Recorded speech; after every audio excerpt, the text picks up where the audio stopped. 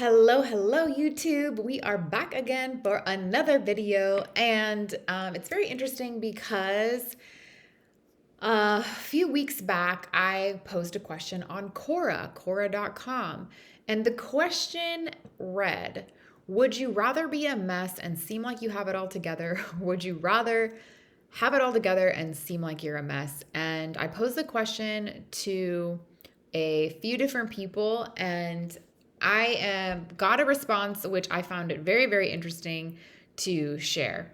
Um, my name is Kellyanne Rose, and this video, I'm just going to dive right in. We've got this answer from Victoria Tam, and she talks about, she's answering my question, so let's dive in. This is an excellent question, she said, and I'm so glad I was requested to answer it because I have the personal experience needed to answer this question. First question to you guys is, would you rather be a mess and seem like you have it all together? Or would you rather seem like a mess and really have it all together? Let's read what she says. She said, I have been the first in my I have been the first one for most of my life, meaning she has been a mess and seemed like she has it all together. She just started transitioning into the second most recently. So she has it all together, but she seems like a mess. So she's been both. And I have too. So she said, I used to be the first one when I was enmeshed with my codependent mother and family. So she used to be a mess. Her family had many problems. She grew up in an abusive alcoholic addict household. Where how we look to outsiders rather than how we really felt was the mission of the highest priority. She said, my mom pressured me indirectly and directly to appear happy, satisfied with my life and in the family unit, and to look perfect clothing wise. Interesting. No parallels here with me. Just kidding. She used to look at me every morning after I got dressed, scrutinize me, and pick off a piece of lint from my shirt while my child mind was dying inside from the stress of the abuse and the anxiety-ridden instability of the household. I used to wonder what was so wrong with me as a child that she scrutinized and picked on me endlessly of all the defects she saw in me and on me as a child. Now I know that she was very ashamed of her abusive partner and was trying to hide it so others wouldn't know. This is very sad and very real at the same time. However, I'm sure she didn't realize that because she hid these problems, it also meant that she couldn't get help either. She taught me from an early age that how I appear to others, strangers who had no relation to our lives, was more important than how I felt inside. Wow. How she appeared to others who had no relation, strangers who had no relation to their lives, was more important than how she felt inside.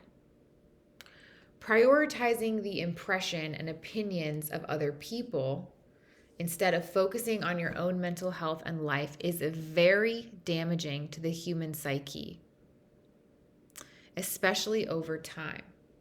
Emotions are meant to be felt, not turned off. Issues are meant to be dealt with, not put up with, ignored, or numbed by substances or other unhealthy activities. And at the end of the day, people can tell you what they think of you and give you advice about your life, but only you have to live it. Wow, good advice. Here we go. Our society, she says, seems, and let me give this name. What is her name? Hold on. I'll get her name. Victoria Tam. You're a badass, Victoria. Our society seems to be set up to reward the people who do the first. Instagram photos strategically set up and taken to give impression of a happy, carefree life. People on the verge of mental crisis go about the world trying to look happy and carefree at certain events or to look good to impress other people. Then, when the cameras are off and the people have gone away and you're alone in your room, how are you doing? How are you coping? How do you feel? I didn't know there were any other options to go about life other than hiding how I really felt and pretending to the outsiders until recently, after I went no contact with toxic friends and family members in my life. God bless her. God bless you. After doing intensive self work with the help of my therapist, I am able to proudly say that I prefer to seem like a mess but have it all together. Ironically, I've noticed that when you start paving your own path, many people will see and believe that you are crazy. Things I've changed in my life when how I feel about my life is more important to me than the impressions of others who don't live my life. Number one, she quit a high paying job where she was unhappy for a lower paying job, but she's actually happier at her new job. Number two, she dresses how she wants without trying to impress people. Sometimes that means she's in a sweatshirt and sweatpants. Other times she'll dress to impress. But either way, she's happy and she knows that her productivity is more important to her than how she may look to other people. Welcome to my pajama land all the time in the house, working from home.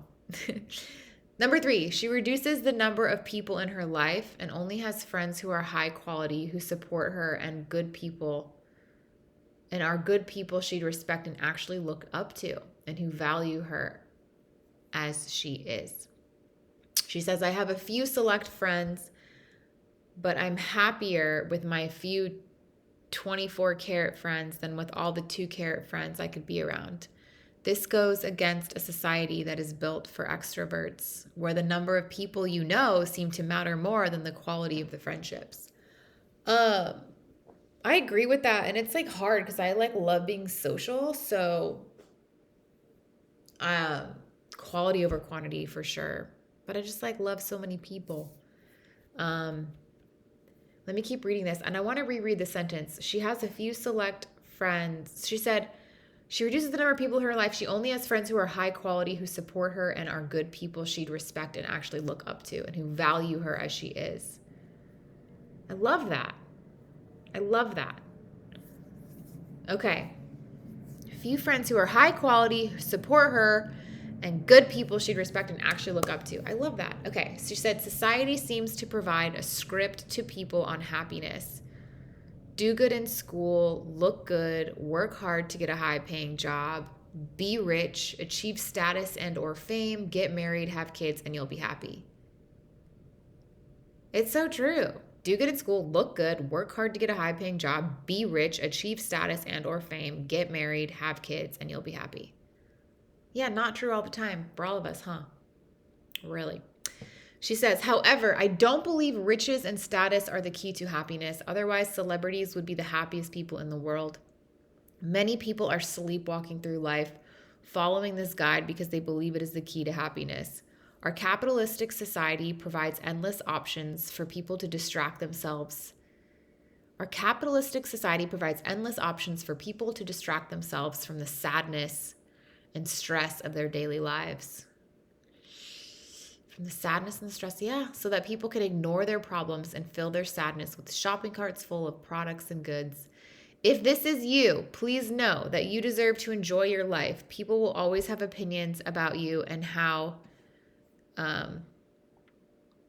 you live your life. The opinions of people you respect should always be in a higher place than people you don't like. I read a wise quote once that said, if you smile and no one else is around, then you are truly happy. I'm going to upvote that and say, yes, this was a useful answer to my question. And I'm going to thank her so much for answering that for me. We've got Victoria Tam. This is live straight from her, not live, but it's from her my Quora question that she answered. Thank you so much, Victoria, for answering. And I could not have answered that question better. So without further ado, I bid you adieu, wish you a Merry Christmas, and I hope that you have a lot of shared quality time with whoever you're spending your holiday with, and into the new year as well. And I'll just keep it short and sweet. And thank you for watching. Please subscribe if you want to explore more about yourself and keep learning and growing. Talk to you later. Ciao.